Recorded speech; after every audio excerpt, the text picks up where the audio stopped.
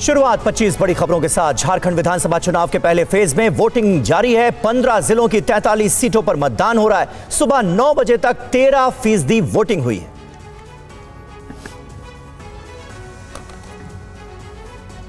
झारखंड के Jamshedpur east seat से कांग्रेस उम्मीदवार अजय कुमार ने डाला वोट। जमशेदपुर पश्चिम से जेडीयू उम्मीदवार सरयू राय ने कहा एनडीए की सरकार बनेगी।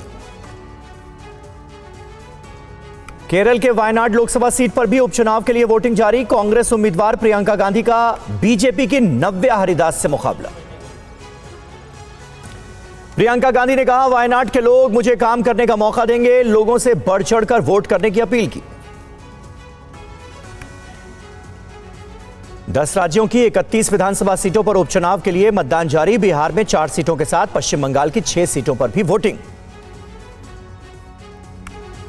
मध्य प्रदेश की बुधनी और विजयपुर विधानसभा सीट पर भी वोटिंग हो रही है। बुधनी में शिवराज सिंह चौहान के बेटे कार्तिकेय ने डाला वोट। शिवराज के सांसद बनने की वजह से हो रहे हैं उपचुनाव।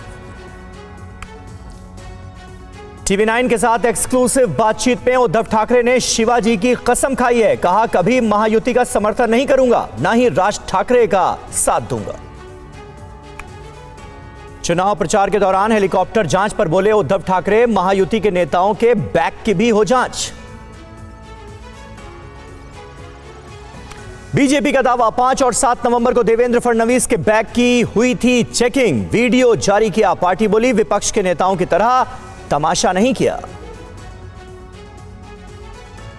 उद्धव ठाकरे के हेलीकॉप्टर चेकिंग विवाद के बीच नितिन गडकरी के हेलीकॉप्टर की भी जांच हुई। कल लातूर में चुनाव आयोग की टीम ने जांच की।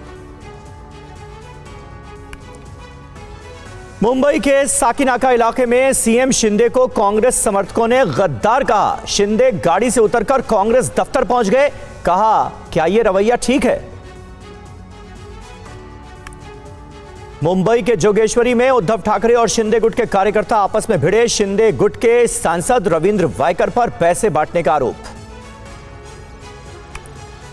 आज महाराष्ट्र के चुनाव प्रचार में अमित शाह राज्य में 3 जनसभाएं करेंगे।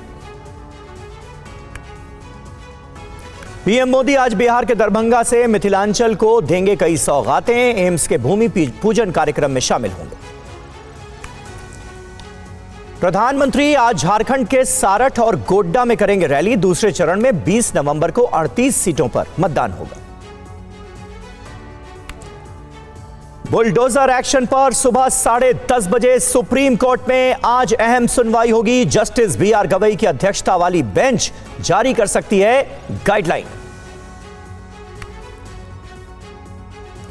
फिल्म स्टार सलमान खान को धमकी देने वाला सोहेल पाशा कर्नाटक से गिरफ्तार किया गया। 7 नवंबर को ट्रैफिक पुलिस के नंबर पर दी थी मारने की धमकी।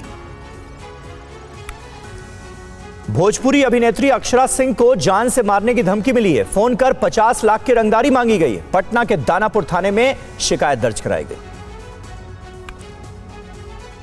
दिल्ली में सीजन का पहला कोहरा। सुबह सुबह कई इलाके कोहरे की चपेट में दिखे। तापमान में गिरावट के साथ गुलाबी ठंड की शुरुआत।